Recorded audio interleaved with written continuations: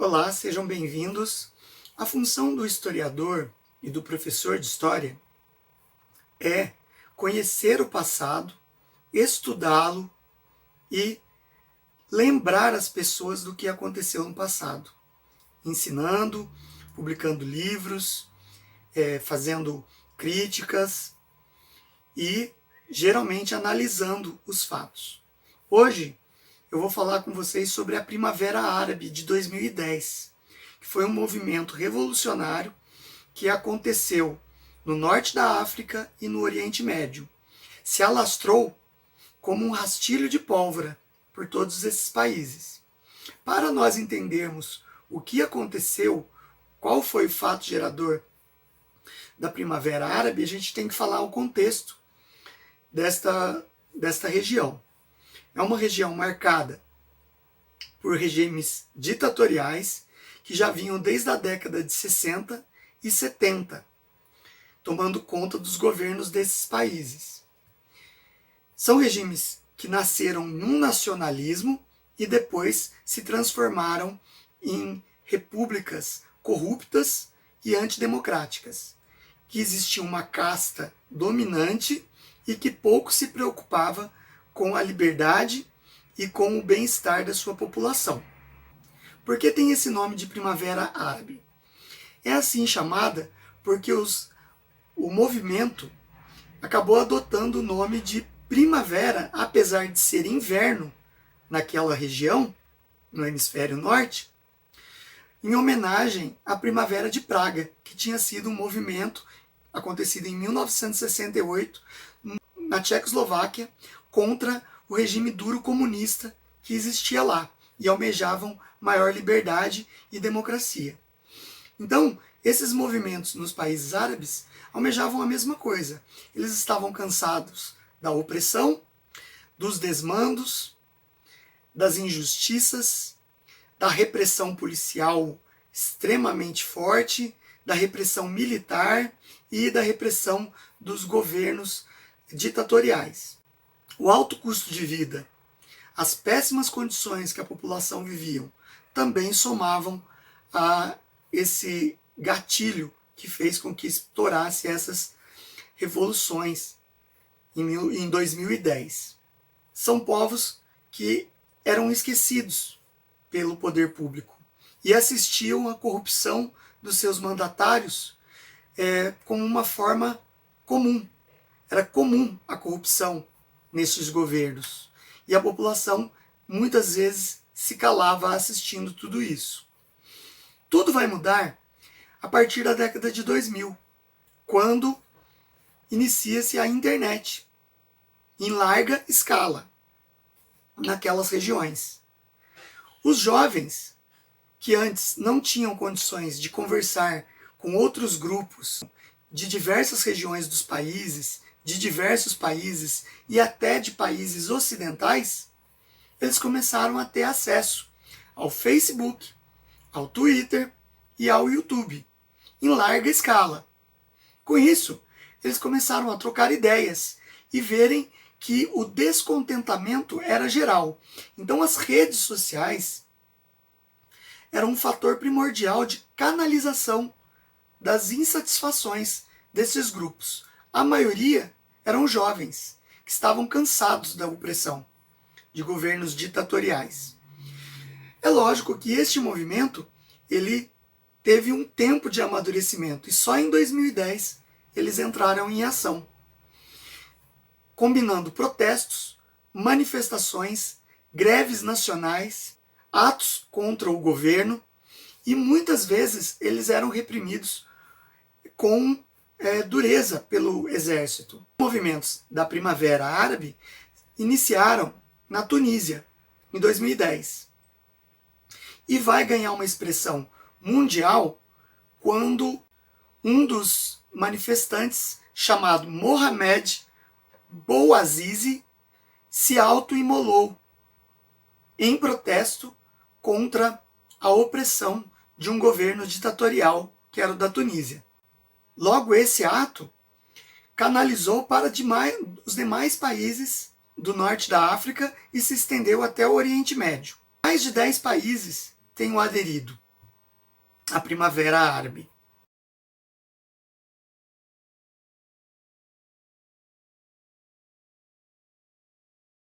Durante os protestos, devido à repressão policial ou das forças armadas dos países, os soldados que faziam parte deste público que era massacrado pela falta de liberdade e pela opressão, logo começaram a se alinhar ao povo e se viraram contra as autoridades. O movimento passa a ser noticiado no mundo inteiro. E sociólogos, antropólogos, historiadores se debruçam sobre esse assunto para tentar desvendar quais eram os objetivos destes movimentos, conhecidos como Primavera Árabe. Os governos dos países onde aconteciam a Primavera Árabe, quando perceberam que as redes sociais tinham um poder imenso na organização desses movimentos, tentou reprimir, proibindo a internet ou proibindo o acesso às redes sociais.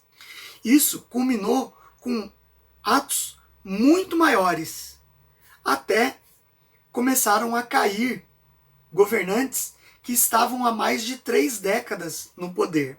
No caso, caíram 3 ditadores. Na Tunísia, caiu Zine Ben Ali, que estava desde 1987 no poder. Ele acabou fugindo para a Arábia Saudita e pediu exílio lá. Hosni Mubarak, do Egito. Ele acabou preso e teve uma sentença de prisão perpétua.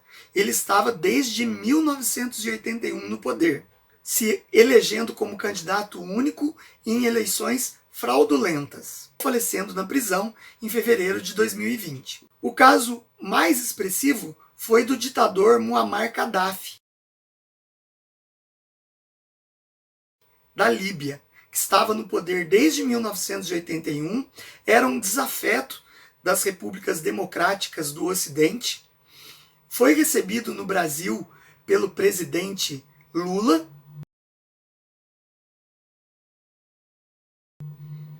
e era conhecido como um ditador sanguinário e sem escrúpulos. Ele acabou sendo perseguido pela população, tentou fugir, mas foi capturado. E a partir daí a população o torturou, arrastou o corpo dele pelas ruas da capital e depois o executou. Diversos outros países, como o Iraque, Sudão, Jordânia, Emirados Árabes, tiveram movimentos e os governantes desistiram de tentar reeleições como candidatos únicos, permitindo assim eleições com vários candidatos e democráticas. Como disse antes, os historiadores e sociólogos tentaram explicar se esses movimentos eram de direita ou de esquerda, pois desde da década de 70, os países árabes ou tinham um alinhamento com os Estados Unidos capitalista ou tinha com a antiga União Soviética comunista. Chegaram a uma conclusão. Esses movimentos partiram por uma necessidade popular de busca pela liberdade, por luta contra a opressão e corrupção dos seus governantes. Mas cada movimento tomou um rumo diferente mais tarde, sendo que alguns países a casta dominante conseguiu mascarar seus candidatos como democráticos e retornaram ao poder. A verdade é que da Primavera Árabe nós tiramos grandes lições, que as redes sociais tiveram um grande poder de mobilização e organização de movimentos poderosos que questionavam o poder e conseguiram mudar os rumos de seus países.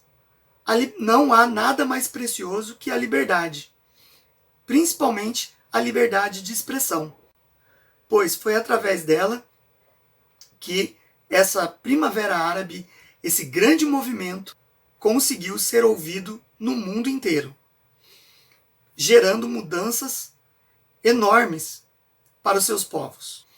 Eu também ressalto a questão de influência em demais movimentos no mundo inteiro.